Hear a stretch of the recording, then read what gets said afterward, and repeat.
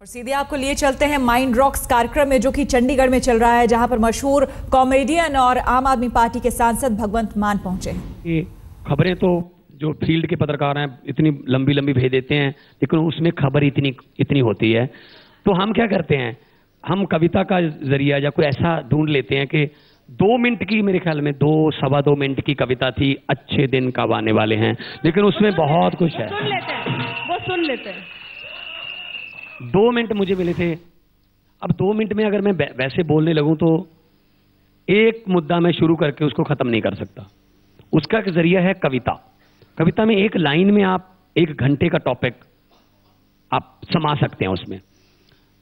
तो मैंने एक कविता, क्योंकि अच्छे दिन चल रहे थे, तो लेकिन नजर नहीं आ रहे थे, तो जो हुआ तब तक, जिस दिन तक मैं वो कविता बनाई है, ये मैं आपको ये बता दूं, ये कविता एकता कपूर के सीरियल की तरह बहुत लंबी चलेगी।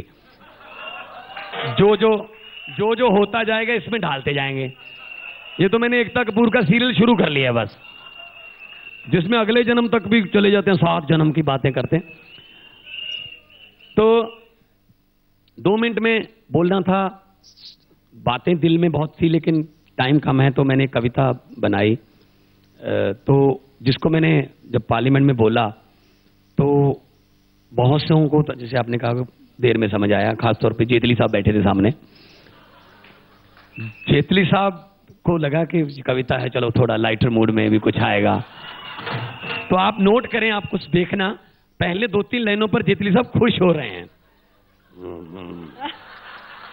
लेकिन जब उनको पता चला कि ये तो मुझ पर ही है, फिर आप उसके माथे पर पसीना देख सकते हैं। उस कविता को प्रयोगशाला में ले जाना। तो मैंने कहा, क्योंकि मैं वहां पे नेता बन के नहीं गया हूं, मैं वहां पे इनकी तरफ से गया हूं, सभी की तरफ से। क्योंकि मैंने देखा क्या बदल गया, चेंज क्या आ गया, क्या चेंज आ गया। जो इधर की सीटों पर बैठे थे वो उधर बैठ गए, जो इधर वाले थे वो इधर बैठ गए। सीट बदल ली। चेंज तो कुछ भी नहीं आया, सीट बदल ली। 117 एमपी ऐसे हैं बीजेपी में जो पिछली बार कांग्रेस में थे, तो उनके तो अच्छे दिन चल ही रहे हैं। तो मैंने अच्छे दिन पर एक कविता बनाई थी, जो काफी मेरे ख्याल में सभी के, वैसे बीजेपी का एमपी मुझे बोला, यार तुम हमारे घरों में भी घुसोगे। मैंने, क्या हो गया? ये देख, मेरे मोबाइल में मेरी पत्नी ने तेरी कविता भेजी है। मैंने कहा, इसके में मेरा क्या कसूर है यार। तो मैंने कहा कि पहले किराया बढ़ाया रेल का, फिर नंबर आया तेल का, खुद ही 10 साल करते रहे नुक्ताचीनी, आते ही 2 रुपए किलो महंगी कर दी चीनी। हर कोई सपने दिखाकर आम आदमी को ठग रहा है। मोदी साहब, अब हमें डर चीन से नहीं, चीनी से लग रहा है। दुनिया मून पर, सरकार हनीमून पर, पूछ रहे पूरे देश के चाय वाले हैं, महंगाई की वजह से खाली चाय के प्याले हैं, लोगों को तो 2 वक्त की रोटी के भी लाले हैं। मोदी साहब प्लीज बता दीजिए, अच्छे दिन कब आने वाले हैं। ये विसल बंद कर दो, ये विसल सुखविंदर के साथ ले जाए, विसल बंद करिए, क्योंकि अच्छे दिन नहीं आए, विसल मारने वाले दिन अब ये नहीं आए। आगे है कि शायद पता नहीं है कि इराक है किस इलाके में, भारतीय इराक में फंसे हैं, सुषमा स्वराज गई ढाके में। क्या बांग्लादेश को विदेश मंत्रालय का ये वफद 10 दिन बाद नहीं जा सकता था? क्या कंधार की तरह विदेश मंत्री का जहाज बगदाद नहीं जा सकता था? हमारे देश के लोग तो बहुत हिम्मत वाले हैं, जिन्होंने इस महंगाई के दौर में भी बच्चे पाले हैं। लूटने वाले ज्यादा, बस गिनती के रखवाले हैं। प्लीज मोदी साहब बता दीजिए, अच्छे दिन कब आने वाले हैं। कल रात मेरे सपने में बुलेट ट्रेन आई। कल रात मेरे सपने में बुलेट ट्रेन आई। मैंने कहा, जी बधाई हो बधाई, सुना है तुम मेरे देश आ रही हो, मेरे देश की तरक्की की स्पीड बढ़ा रही हो। बुलेट ट्रेन बोली मेरा शिकवा किसी गाय या भैंस से नहीं, अरे मैं बिजली से चलती हूं गोबर गैस से नहीं। मोदी साहब के भाषण लोगों को खूब जचे हैं। एक ही राहत की बात है, काला धन वापस आने में महज 10-15 दिन बचे हैं। हम तो आम आदमी पार्टी वाले हैं, हमने तो कई सरकारों से डंडे खा ले हैं। हमने तो पार्लियामेंट में और सड़क पर यह पूछने के लिए ही मोर्चे संभाले हैं कि tell me mister Narendra Modi, अच्छे दिन कब आने वाले हैं। अब इसमें हाँ। रेल भी आ गई, तेल भी आ गया, चीनी भी आ गई, चीन भी आ गया, चाय वाले भी आ गए, और इसमें गरीबी भी आ गई, इराक भी आ गया, इसमें महंगाई भी आ गई, बुलेट ट्रेन भी आ गई, काला धन भी आ गया। अदरवाइज आप 2 मिनट में ऐसा, अगर आप जनरली बोलोगे तो ऐसा नहीं कर सकते। तो कविता का जरिया मेरे पास है, गॉड गिफ्टेड है, तो मैं इसको बहुत अच्छे तरीके से यूज करता रहूंगा। पर नहीं आए तो सोनिया और मनमोहन, बख्शते तो आप उनको भी नहीं है। नहीं, मैं, हाँ जी, सोनिया जी पास में बैठी रहती हैं, हाँ। सामने बैठी होती है। और सोनिया, क्योंकि पहले 7-8 दिन 10 दिन हमें वेल में जाना पड़ा। जो जब नीचे उतर के वहां जाते हैं ना टेबल के पास, उसको वेल कहते हैं, कुआं। मुझे कहा कि ओरिएंटेशन चल रही थी, नए जो चुन के आए हैं, कहते कुएं में मत कूदना। मैंने कहा जी जो पैदा ही कुएं में हो उसका क्या है, उसके बारे में क्या कहोगे। तो वेल में जाना पड़ा, बहुत दिक्कतें आई, बोलने का टाइम लेने के लिए वेल में जाना पड़ा। तो 10-11 दिन जब हो गए, क्योंकि सोनिया जी बिल्कुल फ्रंट पे बैठी होती हैं, वहीं पे वेल है, सामने उनके वेल है। तो एक दिन सोनिया जी मुझे कहने लगे कि भगवान जी आपको तो सीट अलॉट करवाने की जरूरत नहीं है, क्योंकि जब मैंने देखा है, मैंने कभी आपको बैठे हुए तो देखा ही नहीं है, आप तो यहीं रहते हो। मैंने क्या कह रहे हैं जी, मैडम बुला लेती हैं यहाँ पे, क्या करें। तो मैंने कहा अगर मुझे वहां टाइम मिल जाए सीट से तो मैं बेल में क्यों आऊं। तो कई बार क्या होता है कि अपोजिशन को क्योंकि अब सिखाया किसने है, कुएं में जाना सिखाया किसने है। बीजेपी 6 महीने कुएं में रही और सरकार बना गई। हमें तो ये लगता है कि अगर हम कुएं में रहेंगे तो और बढ़ जाएंगे। किन्होंने सिखाया? सीनियर ही सिखाते हैं ना। सीनियर्स अभी मैंने तो राहुल गांधी को भी खींचकर कुएं में ले जाते हैं। राहुल गांधी को मैं लेके गया था, मैंने कहा थोड़ा उठो। अच्छा, वो जो कुएं में यानी वेल में पहुंचे थे राहुल गांधी, यही हिसाब लेके गए थे। हाँ, उस दिन किसी मुद्दे पे चल रहा था। हाँ। राहुल गांधी ने भी नारा लगाया, वी वांट जस्टिस। मैंने कहा शुक्र है, मैंने कहा शुक्र है।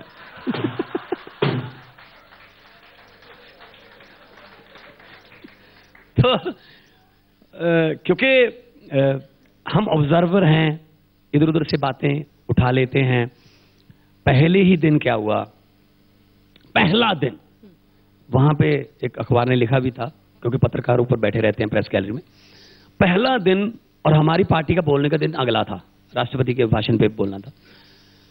तो राजीव प्रताप रूडी जी बोल रहे थे, मुझे उन पर यकीन है। मैंने कहा ये 2-3 मौके मुझे मिलेंगे बोलने के, क्योंकि उनकी कमेंट्री मैंने सुनी थी, कमेंट्री में भी काफी गलतियां थी उनकी।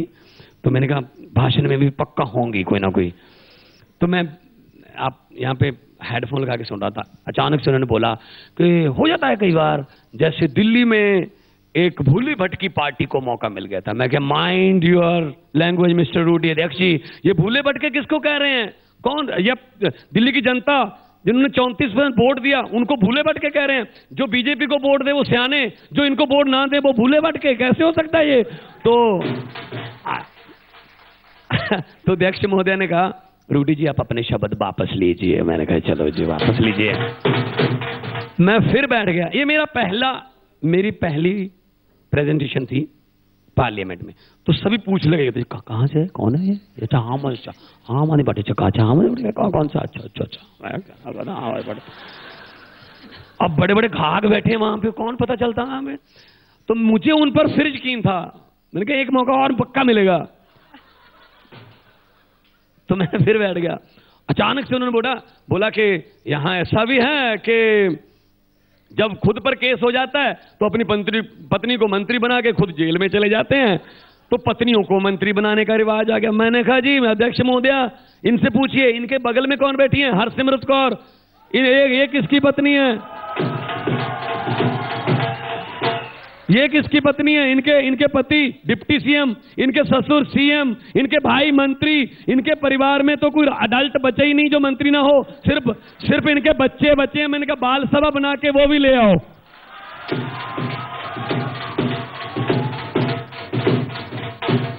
अब राज जी पंगा ये हो गया कि कहा तो उन्होंने राबड़ी देवी के बारे में था।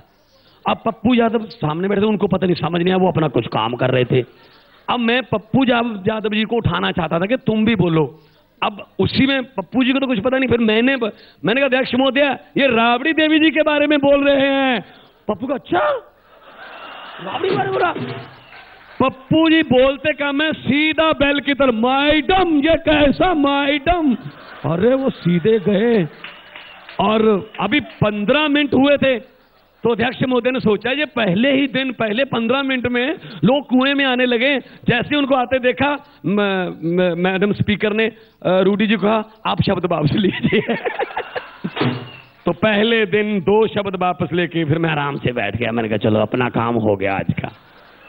तो वहां पे सभी को सुनना, क्या बोलते हैं, उनकी गलतियां अगर निकालोगे तो ऑब्वियसली आप गए हो सिर्फ खुद बोलने के लिए नहीं गए हो, दूसरों की बोली में से लोग विरोधी, जनता विरोधी जो जुमले हैं या उनमें जो उनके सेंटेंस हैं वो उन पर इतराज करना भी हमारा फर्ज है। युवाओं के लिए बहुत अच्छा मौका है। आप संसद को देखते हैं, संसद में लोगों को देखते हैं, कुछ दक्षिण भारत के जो सांसद वहां पर रहते हैं उनके साथ बड़ा इंटरेस्टिंग आपका है। उनका एक तो उनको तो हिंदी समझ कम आती है ना, तो अभी उन्होंने क्या किया कि कहीं से पूछ लिया, क्योंकि मैं टर्बन पहनता हूं भगत सिंह स्टाइल की, तो पगड़ी जो भगत सिंह स्टाइल की है, क्योंकि भगत सिंह युवाओं के दिलों में इसलिए रहते हैं क्योंकि वो 23 साल की उम्र में शहीद हो गए थे, अभी तक 23 साल के ही हैं, अभी तक भी 23 साल के हैं वो, तो इसलिए हर जो आने वाली पीढ़ी है उनके भी वो रहेंगे रोल मॉडल।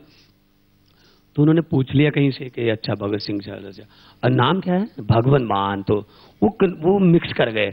एक दिन मुझे बोले नमस्कार मिस्टर भगत सिंह हूँ। मैं कहा यार, मैंने कहा इतने बड़े आदमी के साथ मुझे कंपेयर करो, मैं तो उनके कदमों की धूल हूँ, भगत सिंह के कदमों की धूल हूँ। सिर्फ इस सोच को, वो वर्दी, वो पगड़ी पहनकर मैं ऐसा नहीं कोई मैसेज देना चाहता कि मैं भगत सिंह बनना चाहता हूँ, वो तो बहुत बड़े आदमी थे, लेकिन एक वर्दी है, एक यूनिफॉर्म है। मैं आर्टिस्ट हूँ, जैसे मैं पुलिस की वर्दी पहनता था तो पुलिस का रोब आ जाता था, स्कूल के बच्चे की वर्दी पहन लो तो वो शरारतीपन, बचपन याद आया। जब मैं पगड़ी पहन के पार्लियामेंट जाता हूं तो मुझे जिम्मेदारी का एहसास रहता है कि भगवंत मान, जिस आदमी की आपने पगड़ी पहन रखी है बहुत बड़ा आदमी था, इसलिए कोई ऐसा काम मत कर देना कि इस पगड़ी को दाग लग जाए। तो जिम्मेदारी का एहसास कराती रहती है वो पगड़ी मुझे। तो इसलिए साउथ वाले जो हैं उनका एक बहुत डेडिकेशन है अपने अपने पार्टीज के प्रति और अपने पार्टी प्रेसिडेंट के प्रति। अब जो विद ड्यू रिस्पेक्ट जो हमें समझ आता है लैंग्वेज उनकी, वो तमिल में बोलते हैं मोस्टली, और तमिल समझ तो हमें आती नहीं, लेकिन इतना है कि हमें अगर वो 5 मिनट बोले तो कम से कम 16-17 बार अम्मा जरूर समझ आता है। जयललिता जी के बोलते हैं इंद्र बड़ा हाथ बड़ा अम्मा, चांगड़ बड़ा उतर बड़ा अम्मा, टिंगड़ बड़ा उतर बड़ा अम्मा, चापड़ बड़ा उंडड़ बड़ा इतर बड़ा अम्मा। मैंने कहा आपके यहाँ अम्मा होता है, हमारे यहाँ कौमा होता है। तो साउथ वालों के साथ बड़ा अच्छा उनके साथ हमारा दोस्ताना है, बैठते हैं सेंट्रल हॉल में बैठते हैं, तो उनका स्टाइल, उनका काम करने का स्टाइल और उनका देखने का स्टाइल और वहाँ पे डिफरेंट रहता है। वो इकट्ठे रहते हैं, वो सभी इकट्ठे रहते हैं। और उनका अभी तेलंगाना आ गया बीच में, तो तेलंगाना की जय जय तेलंगाना भी अब वहाँ सुनने लगते हैं। तो अपने अपने सभी क्षेत्र के मसले उठाना चाहते हैं। और एक अच्छी बात यह है कि क्योंकि सोशल मीडिया आ गया है, फेसबुक, यूट्यूब, व्हाट्सएप, उसकी वजह से होगा शायद कि हर सांसद बोलना चाहता है, क्योंकि उसके जो वोटर हैं वो जब कॉन्स्टिट्यूशन में वापस आता है वो कहते हैं वीडियो दिखा क्या बोला तुमने। तो इसलिए कोई ना हर सांसद को ये है कि मैं भी बोलूंगा। तो आजकल ये नहीं है कि हमने ये बोला निकले ही नहीं, दूरदर्शन पे आई खबरें उसमें चला गया ना। आजकल और इस सेशन में अध्यक्ष महोदय ने बताया था, इस सेशन में जो अभी चला था बजट सेशन, 250 से ऊपर सांसद बोले थे, 250 से ऊपर। तो अच्छा डिबेट का लेवल भी बहुत हाई है इस बार। दुशांत हैं, वो भी अच्छा बोले, अभी 26 साल के हैं। कुछ डॉक्टर्स चुन के आए हैं, कुछ इंजीनियर्स हैं, पुलिस के चीफ हैं राजस्थान के जो एक्स थे, बीजेपी की तरफ से आए हैं। हमारे फौज के जो हेड हैं, वीके सिंह जी हेड थे, वो भी आए हैं। तो इस बार आर्टिस्ट बहुत हैं। शताब्दी रॉय, वो बंगाल से दोबारा, वो बंगाली फिल्मों की एक्ट्रेस हैं। मुनमुन सेन है, और दूसरी तरफ और हमने सुना है उनको देखते हैं लोग, मतलब देखते हैं शताब्दी तो यहाँ से 5:50 पे जाती है ना, वो वाली जो संसद पहुँचती है, जो संसद जाती है, संसद वाली शताब्दी रॉय बहुत बहुत कलरफुल है वो। और आप 11 बजे लोकसभा टीवी लगा लेना, अगर मैं पहले बैठा हूं वो मेरे पास आके बैठती हैं, अगर वो पहले बैठी हैं तो मैं उनके पास जाके बैठता हूं। कुछ मसले डिस्कस करने होते हैं, मेरी वाइफ बैठी है सामने। इतनी भी मत करना कि बाद में घर पे जाके मैं करता रहूं, क्योंकि टाइम की बात है, वक्त की बात है। जवानी में आदमी चीख मारता है, बुढ़ापे में निकलती है।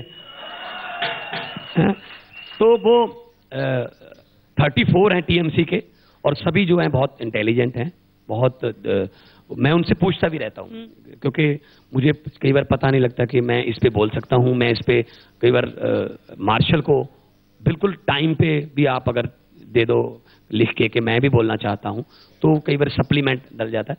तो मैं उनसे पूछता भी रहता हूँ, और वो मुझे बहुत अच्छा मुझे गाइड भी करते रहते हैं। मनमोहन और सोनिया पर आपने कुछ लाइनें भी लिखी थी। हाँ जी, हाँ जी। वो अगर याद हो तो। हाँ, याद आई, वो कभी बोल सकते हैं।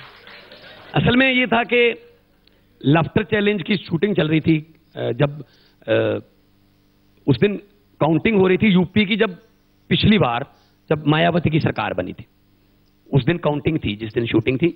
तो मैंने स्टार टीवी को कहा कि आज मेरे वाला जो पार्ट है वो आज की बजाय आप कल के शेड्यूल में रख लीजिए, क्योंकि मैं आज होटल में बैठ के ना देखूंगा रिजल्ट इसके, जो भी रिजल्ट आएंगे उस पर हम फनी कुछ बनाएंगे, और कल रिकॉर्ड करेंगे। 4-5 दिन बाद जब टेलीकास्ट होगा तो लोगों को बहुत फ्रेश लगेगा, ये अभी बनाई हुई है। उस जो मायावती बहुमत से आ गई थी, उसमें राहुल गांधी इंचार्ज थे यूपी के। मैं बहुत देर पहले से ही बहुत फॉलो करता हूं पॉलिटिक्स को, क्योंकि अगर आप ऑब्जर्व करोगे तभी आप उन पर कटाक्ष कर सकते हो, व्यंग कर सकते हो, अगर उनको आपको नॉलेज है। तो मैंने एक कविता बनाई जो बहुत हिट थी उस समय, और पीएमओ से मुझे फोन आया कि सर ने लाइक की है। सर मीन्स मनमोहन सिंह, और मनमोहन सिंह पर ही थी। हाँ, उनको पसंद आ गई। अरे पंजाबी हैं हम, अपने आप पे हंसना जानते हैं। क्या बात। 90% जोक सरदारों पर हैं, और सरदार ही सुनाते हैं, और खुश भी होते हैं, हंसते भी हैं। हाँ, तो सुना दे वो। एक ट्रेन जा रही थी लखनऊ को, एक मियाँ जी बैठे थे, एक सरदार जी बोर होने लगे, तो सरदार जी ने कहा मियाँ जी कुछ जोक सुनाओ। मियाँ जी ने जोक शुरू किया, था सरदारों पर, लेकिन उसने कहा यार गुस्सा ना कर जाए, हम चेंज कर लेते हैं। कहते एक था मियाँ, सरदार जी ने थोड़ा चपेट मारी, कहता सरदार क्यों नहीं था भाई, हम मर गए थे क्या। तो जो अपने आप पे हंसना जानता है उसको दूसरों पे हंसने से कोई रोक नहीं सकता। तो मैंने कविता बनाई कि हमारे देश में राजनीति के नाम पर हर रोज कोई ना कोई हंगामा होता है, पार्लियामेंट में हर रोज किसी न किसी मुद्दे पर नया ड्रामा होता है, जिस थाली में खाते हैं उसी थाली में करते हैं छेद। मनमोहन सिंह सोनिया गांधी से बस एक ही बात पूछते रहते हैं, मैडम कल पगड़ी कौन सी पहन लूं, नीली या सफेद।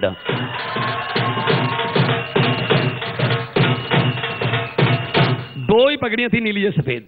एक दिन मनमोहन सिंह सोनिया के घर गए, सोनिया ने पूछा हम यूपी में क्यों हार गए, हालांकि राहुल ने बहुत हार्ड वर्क किया, फिर यूपी में कांग्रेस का बेड़ा किसने गर्क किया, मायावती कैसे छा गई, अकेले ही अपनी सरकार बना गई, आखिर यूपी की जनता मायावती की क्यों साथी है। मनमोहन सिंह बोले मैडम बात इतनी है, हमारे पास हाथ है, उसके पास हाथी है।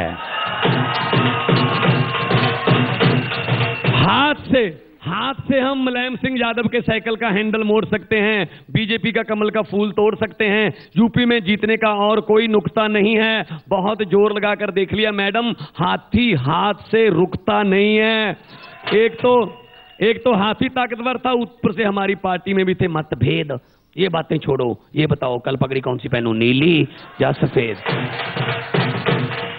मनमोहन सिंह सोनिया जी के घर से जाने लगे, बोले ठीक है मैडम मैं जा रहा हूं, लेकिन जाते जाते एक बात बोलनी चाह रहा हूं कि अब मीडिया के सामने मत खोलना ये भेद कि मैं तो ये पूछने के लिए भी आपके घर पे आता हूं कल पगड़ी कौन सी पहनूं, नीली। अब कुछ बाकी विषयों पर भी बात कर लें।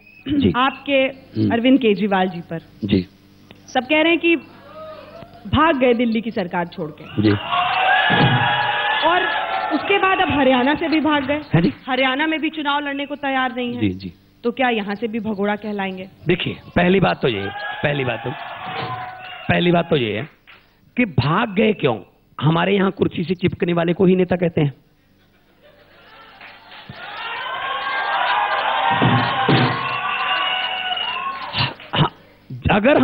अगर अरविंद केजरीवाल जी इस्तीफा ना देते तो आप लोगों की हेडलाइन होती गोल चक्कर बनाकर, कहां गया लोकपाल, कुर्सी से चिपक गए केजरीवाल, देखिए ये मुख्यमंत्री पद पाने के लिए ही क्या यहां पे आए थे। ये भागना क्या, इससे एग्जाम्पल भी तो ले लो कि एक आदमी, आजकल ऐसा जमाना है शमशान कमेटी की प्रधानगी नहीं छोड़ता कि उसने मुख्यमंत्री की कुर्सी छोड़ दी है। लेकिन काम भी तो छोड़ दिया ना, काम भी छोड़ दिया। एक मिनट काम करना बड़ी चुनौती होती है। एक मिनट, जो नेता कुर्सी नहीं छोड़ते येदियुरप्पा, उनको कहते हो भागते क्यों नहीं हो? आप कुर्सी के बदले देखिए हमने अपनी तरफ से त्याग किया है। हाँ, लोगों में इसको ये कर दिया भाग गए, लेकिन हम किसी की बैसाखियों पर काम करने वाले नहीं हैं। अभी दिल्ली में भागेंगे नहीं, अभी दिल्ली में आएंगे, अभी दिल्ली जीतने वाले हैं। बीजेपी इलेक्शन करवा ले। हरियाणा का जवाब नहीं दिया आप। हाँ जी, हरियाणा में चुनाव लड़ने से क्यों डर गए? दे देंगे जवाब देते हैं। पहली बात तो आम आदमियों को पॉलिटिक्स में वेलकम करो। जिन्होंने 67 साल हो गए कुछ नहीं किया, 49 दिन वालों से साल मांग रहे हो, 77 साल का साल मांग लो यार। पहली बात हरियाणा हमने आम आदमी पार्टी नई पार्टी है, उसको कुछ नहीं पता कि हमारी वोट बैंक कहां है। अगर हमने पूरे देश में 434 आदमियों को इलेक्शन लड़ा, पूरे देश में हमने बीज अपना फैलाया, जहां जहां से हमें अच्छी फसल मिली हम वहां मेहनत करेंगे, जहां नहीं मिली हम वहां क्यों जाएंगे? पंजाब और दिल्ली वोट बैंक देख के चुनाव चलने, और क्या, और कौन सा बैंक देख के चलना? हम वोट बैंक देख के लड़ते हैं, ये स्विस बैंक देख के लड़ते हैं। बैंक का फर्क है। चलिए ठीक है। हाँ, इसलिए हरियाणा में सिर्फ 2% वोट हमें मिले। तो हम चाहते हैं कि क्योंकि छोटी पार्टी है, नई पार्टी है, कई बार छोटी पार्टियां खुद चाहे सक्सेसफुल ना हो, लेकिन बड़ी पार्टियों का एजेंडा रीसेट करवा देती हैं। अब मोदी कह रहे हैं ना खाने वाले हैं ना खिलाने वाले हैं, ये कब था पहले? अब कहते हैं ना आ गए ना हेलीकॉप्टर से थोड़ा नीचे। तो कई बार छोटी पार्टियों का एजेंडा जो है बड़ी पार्टी को अपनाना पड़ता है। हमारे लिए ये भी प्राप्ति है। अदरवाइज हम कोई खानदानी पॉलिटिशियन नहीं है, नए हैं, गलतियां भी करेंगे। और रसूल हमजा तोब ने अपनी किताब मेरा दागिस्तान में लिखा है, जिसने कोई गलती नहीं की इसका मतलब उसने कोई काम भी नहीं किया। तो इसलिए काम के दौरान गलतियां हो जाती हैं, नए हैं तो इसलिए सीखते हैं, धीरे धीरे सीखेंगे। लेकिन ये बात हम आपको बताना चाहते हैं कि जो आदमी को टिकट देंगे उसके खिलाफ कोई भ्रष्टाचार का आरोप नहीं होगा, उसके खिलाफ कोई बलात्कार का आरोप नहीं होगा, वो ऐसा नहीं होगा कि कोई डॉरी में होगा। तो इसलिए हम चाहते हैं चाहे किसी भी पार्टी से आदमी आए, संसद की सीढ़ियों पर चढ़े, लेकिन अच्छे लोग आए, डिबेट भी अच्छी हो, अपोजिशन भी अच्छी होनी चाहिए। इसलिए हरियाणा की बजाय हम दिल्ली में ज्यादा कंसंट्रेट कर रहे हैं। तो मैं हम नहीं चाहते, हम चाहते बहुत अच्छे नोट पे अब इस पूरी बातचीत का अंत हो। जी। भगत सिंह जी के आप भक्त हैं, कोई भी गाना, कुछ भी जो आपने, क्योंकि वादा किया था लोगों से यहाँ पर कि एक गाना गाएंगे, और आप गाते भी अच्छा है। अच्छा। तो गाने तो वैसे बहुत से हैं, लेकिन मैंने एक भगत सिंह जी को चिट्ठी लिखी थी कि आपकी आज़ादी और यहाँ की आज़ादी में बहुत फ़र्क है। भगत सिंह ने, राजगुरु सुखदेव ने, हज़ारों और शहीदों ने कुर्बानी इसलिए नहीं दी थी कि 23 मार्च को छुट्टी होगी, जहाँ हमारे चौक में बुत लग जाएंगे। वो चाहते थे कि आप सभी लोग अपना अपना वोटर कार्ड देखना घर पे जाके, फोटो तो उस पर आपकी ही लगी हुई है, लेकिन उसमें गौर से देखोगे तो हजारों शहीदों के खून की सुगंधी भी है उसमें। आप सोचोगे यार वोटर कार्ड का शहीदों के खून से क्या संबंध हुआ? मैं बताता हूं। असल में वोट डालने के हक को ही आजादी कहते हैं। और आजादी क्या होती है?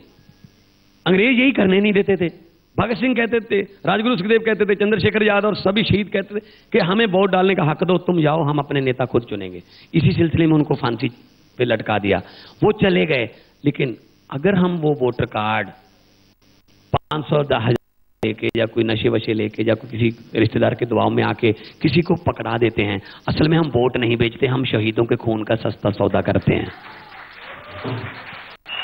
शहरों में, सिटीज में वोट खरीदने का नहीं है, गांव में, लेकिन शहर वालों पर मुझे थोड़ा शिकवा ये है कि वो वोट इलेक्शन वाले दिन को पिकनिक डे समझते हैं। शिमला चले जाते हैं, मनाली चले जाते हैं और आके 4.5 साल गालियां सबसे ज्यादा वही देते हैं। उसमें हिस्सा लो, लोकतंत्र में हिस्सा लो, यंग गर्ल्स आए, लड़के आए, तो और अब तो अच्छे अपॉर्चुनिटी सभी को देनी पड़ेंगी। अब ये भी पता चल गया सभी को। तो मैंने चिट्ठी जो लिखी थी उसमें क्या था कि मकसद वास्ते जी तुसी सी फांसी दे रस्ते चुमे, ओ पुल गए जी जिन्ना दे देश चलाना जुम्मे। कई साल ता बहस चली, कई साल ता बहस चली, तेरे संसद विच बुतलाया, तेरी कुर्बानी दा भगत सिया कौडी मुल नहीं पाया, तेरी कुर्बानी दा भगत सिया कौडी मुल नहीं पाया। सो मैं ये चाहता था कि भगत सिंह की का बुत लगाने पर भी डिबेट होगी कि लगाना चाहिए या नहीं लगाना चाहिए। फिर मेरे ख्याल में वो लोग हैं जिन पर बलात्कार के केस चल रहे हैं, करप्शन के केस चल रहे हैं, भगत सिंह ऑलरेडी इन बुतों से, डिबेटों से बड़ा है। भारत रत्न की बात चल रही, मैंने भी वहां ये मुद्दा उठाया था पार्लियामेंट में कि भारत रत्न को पॉलिटिकल क्यों कर रहे हो, भारत रत्न का राजनीति क्यों क्यों कर रहे हो? कांग्रेस आती है राजीव गांधी को और बीजेपी अटल बिहारी वाजपेयी, हमारे बहुत से और रत्न हैं जिन्होंने भारत बना के दिया था। सबसे सराबा शहीद उधम सिंह, चंद्रशेखर यादव, राम प्रसाद बिस्मिल, अफशाक उल्लाह और बहुत से रत्न हैं। भारत रत्न देने का क्या है? प्राइम मिनिस्टर रिकमेंड करता है। आपको पता है 2 प्राइम मिनिस्टरों ने खुद को रिकमेंड किया हुआ है, जवाहरलाल नेहरू और इंदिरा गांधी, कि मुझे दे दो, मिल गई।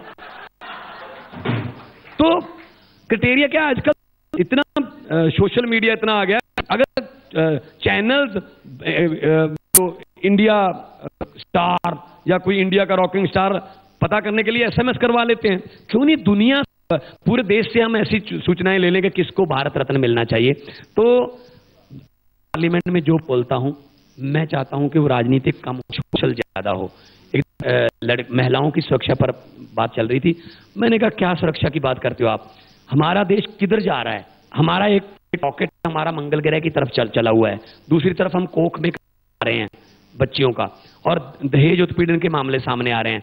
मैंने एक कविता बोली, एक लाइन की थी, पंजाबी में मेरी लिखी हुई, अगर समझ ना आई तो मैं हिंदी में कर दूंगा, बाद में उसका ट्रांसलेशन कर दूंगा, कि जो बच्ची अभी पैदा नहीं हुई वो अपनी मां से कह रही है, आजा बैठ नी माए गल्लां करिए काम दियां, आजा बैठ नी माए गल्लां करिए काम दियां, राजगुरु सुखदेव भगत सिंह मामा ही ने जम दियां, की पता मैं जम देवां कोई अगम्मड़ा मर्द नी माए, कुख दे विच ना कतल कराई, यही मेरी अर्ज नी माए। इसी के साथ बहुत बहुत शुक्रिया आपका, बहुत बहुत मेहरबानी। एक अभी भी कोई क्वेश्चन है यार? सारे जवाब तो दे दिए, अगर चाहते हैं तो कर ले, कर। हाँ जी, चूड़ा पहनो है, मुबारकबाद पहले। सर मैं आम आदमी, अभी कैप्टन साहब ने उन्होंने बोला कि 2017 से पहले आम आदमी की पार्टी की फुस हो जाएगी, हवा निकल जाएगी, प्लीज उनको बता दो। देखिए बात ये है, देखिए बड़े बड़े नेता जिसका नाम लेने लगे इसका मतलब वो आगे बढ़ रहे हैं। बादल साहब ने कहा जूती फेंकने में भगवंत मान का हाथ है, मैंने कहा अगर आम आदमी पार्टी ना होती तो ये कांग्रेस का हाथ होता। ठीक है ना? देखिए मुझे 2 किस्म की जिंदगी जीने का मौका मिल गया, बहुत रेयरेस्ट ऑफ रेयर मैं अपने आप को मानता हूं। एक कलाकारी, आर्टिस्ट वाला जीवन जिसमें जितनी तारीफ होगी उतना आप ऊपर जाओगे, जैसे ही आपकी निंदा शुरू आलोचना हुई का आर्टिस्ट नीचे आ जाएगा। इधर उल्टा काम है, जितनी आपकी आलोचना होगी उतना ऊपर जाओगे, जैसे आपकी तारीफ होने लगे आप नीचे आना शुरू हो जाते हो। मैं आपको एग्जांपल देता हूं, नेता लोग, जो बड़े नेता जब नाम लेते हैं ना किसी का, इसका मतलब उनको पता चल गया कि ये आदमी आगे आ रहा है। जैसे संगरूर में बादल साहब ने कहा कि भगवंत मान तो नया है, मैंने कहा जी आप बर्थ सर्टिफिकेट पे चीफ मिनिस्टर पहले लिखा हुआ था क्या? मान साहब एक चीज मैं कहना, कोई नया होता है। उसी दिन मुझे पत्रकारों के फोन आ गए कि तुम जीत गए, उन्होंने तेरा नाम लेना शुरू कर दिया है। तो ऐसा कुछ नहीं है कि हवा निकल जाएगी। जजे हम आम लोग हैं, हमारा आंदोलन है, हम अपने आप को राजनीतिक पार्टी का मानते हैं, आंदोलन है। आपने जैसे कहा कि आम आदमी, मैं भी एमपी हूं, मेरे पास कोई गनमैन नहीं है, मेरे पास कोई लाल बत्ती वाली गाड़ी नहीं है, मैं रेड लाइट पे रुकता हूं, मैं कल 17 सेक्टर में मैं अपनी वाइफ के साथ शॉपिंग करके गया, ऐसे ही मिला लोगों को। क्या फर्क पड़ता है इससे? आप एमपी हो, एमपी होने का अरे 750 गनमैन लेके आप जा रहे हो, परे हो जाओ। अरे यार पंगा ही ले लिया यार आपको जिता के। अगर इतना खतरा कोई और काम कर लो, ये क्यों खतरा मोल ले रहे हो आप? या फिर ऐसा है, अगर इतने हुकूमत वो करते हैं जिनका दिलों पर राज होता है, यूं कहने को तो मुर्गे के सर पे भी ताज होता है। मान साहब एक चीज कहना चाहूंगा कि आपके जैसे ही लोग चाहिए हमें, जो खून चूसे ना खून बढ़ाए। तो आपने जो खून बढ़ाया, जाते बहुत बहुत शुक्रिया। राज जी, अभी एक कविता मैंने और बना रखी है काले धन पे। अभी 100 दिन पूरे नहीं हुए ना, तो जैसे अगले सेशन में 100 दिन पूरे होंगे, उसका एक छोटा ट्रेलर दिखा देता हूं कि कहा गया ये बीजेपी की ओर से, काले धन का मुद्दा उठाया गया पूरे जोर से, क्योंकि तब तक ये 100 दिन पूरे हो जाएंगे, इसलिए उस हिसाब से आप सुनना। कहा गया ये बीजेपी की ओर से, काले धन का मुद्दा उठाया गया पूरे जोर से, कि हमारा बहुत मजबूत इरादा है, काला धन वापस देश लाने का वादा है। मोदी जी 100 दिन को कब के निकल गए, क्या योग गुरु के साथ आपके भी इरादे पिघल गए? पूरे देश की जनता के मन में ये सवाल है, मेरा भी यही ख्याल है कि कब खुलने वाला स्विस बैंक का ताला है। चलो अच्छे दिन तो नहीं आए, धन कब आने वाला है। I will request Mr. Raj Singappa, Editor Tribune, please sir, come and give a token of appreciation to Mr. Bhagwant Maan, Sangrur di Shan Bhagwant Maan. And for the next session, I would request Ms. Kalipuri.